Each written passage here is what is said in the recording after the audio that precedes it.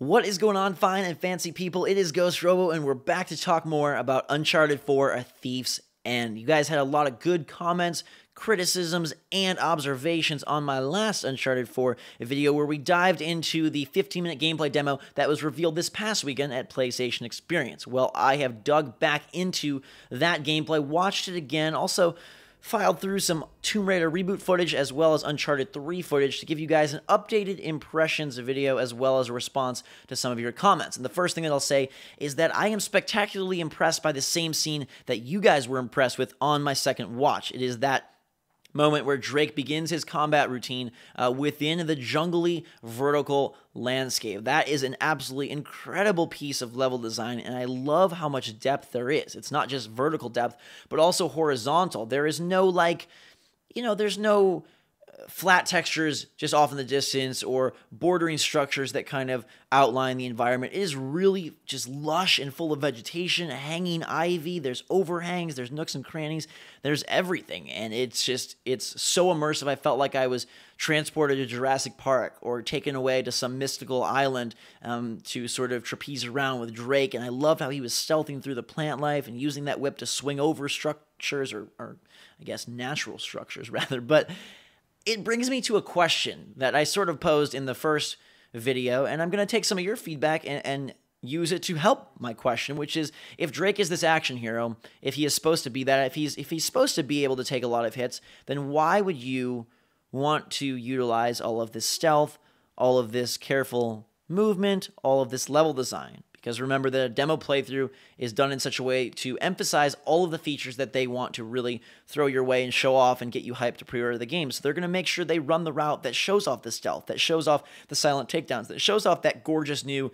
melee system, that the animations are so cinematic, it seems scripted, but it's not, and it looks beautiful. They want to show off the whip. They want to show off the pickaxe. They want to show off his ability to sort of get spotted and then escape, to fight guys from cover, to fight guys while climbing.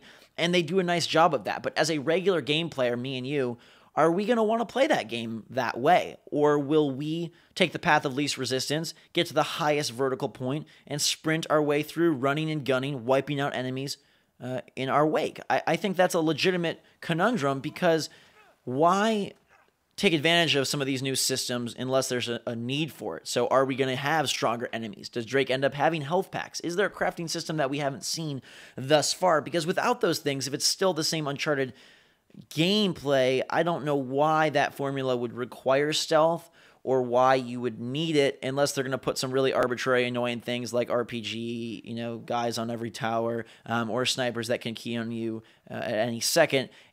It doesn't seem to be a really needed thing given sort of Drake's typical behaviors in combat. And I don't think that this game should be The Last of Us. I don't think it needs to be The Last of Us. I don't want it to be The Last of Us. I was merely making that comparison to see if Naughty Dog had implemented any improvements that they learned from The Last of Us. I don't think Joel and Ellie should be in this game. I don't think it should be a totally quiet, stealth, slow experience. I don't think it should be a somber adventure, but I do wonder how you'll be able to achieve a AAA game of the magnitude that they are hyping this up to be when you do have a more silly storyline, when you do have more run-and-gun action, when you do have a hero that is not very vulnerable as far as we've seen. He always wins out at the end of the day.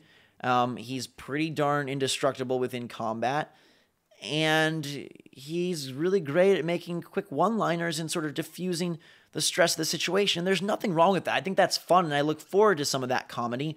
But from a player standpoint, part of the reason that we play The Last of Us in the way that we do, a slow and sort of steady fashion, is because we realize the characters are so weighty. They have so much on their mind. They're so fragile at that point, and sort of evokes a different kind of atmosphere when you are maneuvering them around these worlds. Drake is sort of like, hey, I'm the cool guy in town, and I'm going to sprint my way through. They've clearly tried to make him a bit more vulnerable by showing off his age and bringing his brother into the equation, and maybe this is his final, quest or whatever. But again, if he is going to maintain that action hero moniker, and you guys are saying he should, and you're saying it shouldn't totally transform the franchise, which I agree, it's still Uncharted 4. They should mostly maintain a majority of the systems and mechanics. How are we going to have it hit with such magnitude. And maybe it doesn't need to. Maybe the story doesn't have to be the focal point, but rather the banter between the characters and the gameplay. I, again, am just a bit confused why there's stealth in there, unless there's these systems that we have yet to see. So if we're going to get a crafting system, if we're going to get a health bar system, if we're going to get a wider range of enemies, one-hit kills, I don't know, things like that, that would force stealth, that would be fun. And I do also kind of question how they're going to handle that level of depth within more grounded environments. So city streets, buildings, rooftops, other places that we've seen Uncharted frequently go.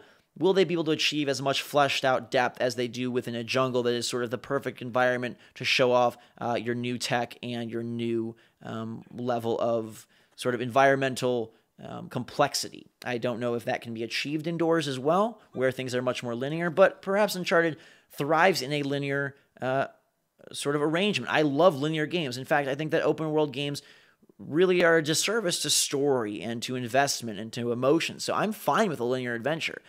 But I wanted to see how they're going to mix up the formula because, again, Uncharted 1 came out in 2004. And, looking back, if we touch on Tomb Raider, they did make some, I think, noticeable improvements to the Uncharted formula. And that game, granted, came out way beyond Uncharted 1, but I liked what they did with more of the serious tone of the story. Sure, it got goofy at the end, but all in all, I felt more concerned for Lara throughout my adventure. So when she was slipping off of ledges, when she was climbing to the highest of heights, I was more worried about her, and I felt more just invested in that moment than I do when Drake is making these inhumane leaps from ledge to ledge and somehow grabbing on, even if they're covered in water and snow. I think there could be a little bit more mechanical complexity within Uncharted to match the new visual complexity, to match the new environmental complexity, to match the new combat opportunity flexibility. And I wonder how that's all going to be implemented. I'm excited to see where they go. We've only seen a scratch of the surface of this game, like not even a scratch, more like a little pinprick. And I don't think it's fair to judge the game as amazing or terrible really from this at all. It just gives us some insight. It gives us some talking points. It gives us a little bit of sort of food for thought. No one has played it. No one knows what the full game is like. No one even knows all the systems. But I will say that I do hope there's more to be revealed, and I hope that there is more surrounding that stealth to really sort of bring it home, besides the fact that, hey, now Drake can sort of sneak and you have multiple options. Open world games are really great at giving you a plethora of ways to tackle a situation, but unless you're able to do it in the most cool of ways, I always feel like I'm failing. Like, unless there's a direct need for something. So in The Last of Us, again, just drawing that comparison only because it's from their studio, the clickers required you to either sneak around them or kill them in one hit, because otherwise they would maul you in one hit. That is sort of necessity-based gameplay, right? And if Uncharted is mostly run and gun and you have a lot of health and there's cover everywhere, you don't really need that. And I doubt they're going to bring in some sort of, scary one-hit wonder monsters into this game. Snipers could theoretically function in that role, but remember, snipers are from afar, and it's more about moving from cover to cover quickly and closing the gap than it is actually having to sneak to them and utilize sort of your quiet maneuvers. It's a different feel. And so I'm curious how and why they're going to make me feel like I need to utilize those different elements. Like, why would I use the whip? Why would I use this? Are the environments all going to sort of necessitate that, or is it just up to me if I want to use those tool sets? So that's sort of where my real question relies in that way about the mechanics themselves. And I wanted to touch a little bit on just sort of evolution of games in general. I don't think that franchises should necessarily stray so far away from their roots. And that's something I think a lot of you thought I was saying, is that this feels like Uncharted and it shouldn't be Uncharted. And you were saying, no, Ghost, like, it's Uncharted, it should be Uncharted, duh. And I guess more what I was trying to convey is the fact that we are entering a new genre. We had a very long, a new generation, rather. I would love for a new genre, but that seems like it's a harder thing to achieve than even a new IP. But a new generation, and we have had really good visual third-person shooters for a while. Even back in the Gears of War days, people thought that was brilliant and beautiful. Because of the fact that we've experienced a lot of third-person shooters, a lot of military, first-person shooters, a lot of this, a lot of that, a lot of music games, I'm looking for new modes for me to interact with my games, new ways for me to experience stories, maybe new tweaks on traditional formulas. And those don't need to come in the form of Uncharted 4s or in the form of Assassin's Creed 11s, but rather I'm just really hoping for some new series, some new franchises. Remember how exciting it was to fall in love with Uncharted for the first time, with Mass Effect for the first time, with Grand Theft Auto for the first time, with any of your favorite franchises, BioShock, Dead Space, you name it, for the first time. It's a brilliant feeling.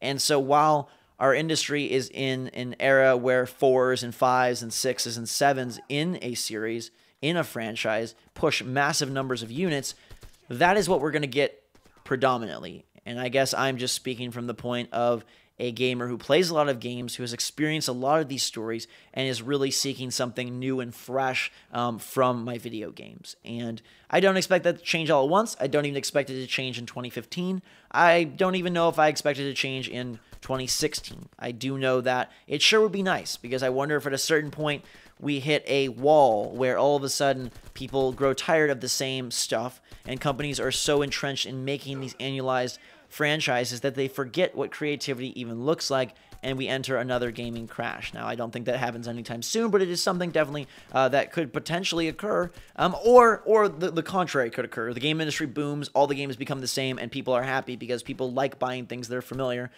just like people like seeing movies that are familiar, just like people like, everyone loves to watch, read, play something that reaffirms what they already like, know, and love, and that's fine. I just think testing ourselves, challenging the developers, challenging video games as a whole is a pretty good idea as well, and it would be nice to see sort of new formats of game design begin to take shape as these companies master the next generation of consoles. So we know that they are sort of getting a better grasp on PS4 and on Xbox One, and the graphics are improving. Hopefully the stability of games improves in 2015.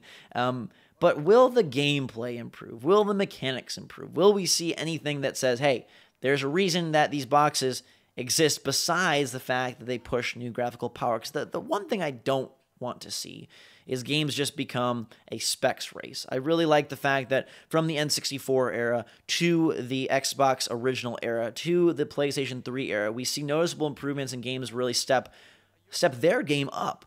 And I don't think that a bigger open world and more side missions and prettier graphics is really justification for a step up in this generation. I want to see more. I hope to see more. I think games like Evolve that are at least tackling a genre in a new way are really admirable. And I think things like Mirror's Edge from last generation, I think things like even The Last of Us in the way that it explored story and themes are bigger steps in the direction I'm talking about. You don't need to make the most spectacular space station ever. You don't need to make the most beautiful big Los Angeles replica ever. But if you can craft a fine experience that really does something a little different, whether it's in the way that you control the game, whether it's in the way you interact with the game, or whether it's in the way that the game makes you feel, those are sort of the experiences I'm seeking out. And we see those a lot in the indie space, but I would love to see those in the AAA space as well, because let's be honest, there's some things that indies just can't do because of monetary constraints, and that doesn't make them bad games, but it does make me want to see some of those ideas, some of that freshness, some of that uniqueness explode onto the big budget scene, and I hope we will get that in 2016, because it doesn't look like 2015 is going to house much of that. And this is one of the reasons I also really like Nintendo, because they focus on delivering the most fine-tuned gameplay experience and don't really worry about sort of the outside I don't know what I haven't found like the best term for it, but basically they don't really worry about any of that secondary or tertiary stuff. They're just like, we make a great game, go play it. And as the secondary and tertiary stuff, like the big open world, like all the side missions, like the graphics, becomes the focus and sort of the go-to hype stuff about these new next-gen games, it does make me a little sad inside that the actual game itself isn't really at the core of the discussion for a lot of these titles. And so when we see Drake looking darn beautiful, sometimes I think we brush under the rug the fact that many of those gameplay systems are the same as they were 4 games ago. And perhaps that isn't the case. Maybe Naughty Dog is just showing a sliver to get our mouths wet, and they're going to really dump in the desserts later on when they show off more at E3 or any number of other events. That is totally possible, and I hope that's the case because I love great games, and I don't care whether they come from Uncharted 4, a brand new IP, or Pokemon, number 20. But repetitive design really bugs me. I'm not the person that watches movies twice. I'm not the person that really likes to listen to songs a million times. I don't like to reread books, and I definitely don't enjoy replaying the same kind of game over and over again. And as we see a lot of generalization and a lot of sort of, what's the word? Just like making everything so sterile in a way. I'm not saying that they weren't fun games, but Ubisoft, you can see with Watch Dogs and Assassin's Creed and Far Cry now has a trilogy that they can really sort of cookie cutter down to some very specific elements and then sort of extrapolate those in any number of freshly painted franchises and utilize them. So the big map, the big open world, all of the side missions, blah, you've got a game. And they're going to begin to feel more and more alike if they do annualize all of them. And if we do not see significant improvements from games like Watch Dogs 2 and Far Cry 5, you'll begin to just get a fresh coat of paint. And that's a discussion for another day. Like, is a fun game with a fresh scene, like with a brand new environment, a worthwhile game for $60? Or do we want our sequels to really evolve the franchise, evolve the genre? I'm one that would rather see big improvements or at least wholesale changes. But at the same time, I do know that a good franchise can really get you and hook you. And I love like Dead Space 1 and 2. I love Mass Effect 1 and 2. I love Bioshock and Bioshock Infinite. And I like the third parts of those games, not as much, but as well. I just think at a certain point, it's like, hey, you've done enough of this title. Why don't you take your talents and move somewhere else and make something new and magical that we could enjoy as well? Because people say, hey, this is what people buy. They buy Assassin's Creed. They buy Uncharted 4. They buy Final Fantasy 14, 15, 16, 17. But what's to say if you made a really cool game that wasn't Uncharted, but say Naughty Dog delivered a space station experience where you were, just making this crap up, but you were a mother and you were, trying to get your kids off the space station and you had to sort of fight for your life and fight for your kids and upgrade your character. What's to say that wouldn't be like a really darn awesome game and people would buy the crap out of that? Space is huge right now. NASA's going crazy with all of their experiments and sort of exploration of our solar system and of our universe. That could be a huge hit for next holiday. Instead, we're delivered a sequel because that's the safer bet, and companies need to make sure that their money is really locked down and safe. And I really wish I could go be a CEO of one of these companies and really take some risks, because I don't think that risk always equals less reward. I think that no risk definitely equals stable reward, and that's what the name of the game is, because ultimately these publishers exist to make money, and we're going in so many directions now that I need to wrap up. But bottom line is, I would love more creativity, and I think Uncharted 4 is going to be really great. So I hope you guys enjoyed this video. I hope you're having a fantastic day. Curious to know your thoughts on Uncharted 4 if you have more, as well as my many discussions. I could talk for hours about games because I love them to death, and I hope you guys all realize that when I do make criticisms, when I am negative on a game, it's not because I have it out for this franchise or I have it out for this company or I'm being sponsored by somebody else. No, it's just because I really love games. I played them my entire life, and I want to see them be the best they can be, evolve in a variety of ways, and keep growing and keep impressing and keep giving me wow moments like I had when I first played Super Mario 64,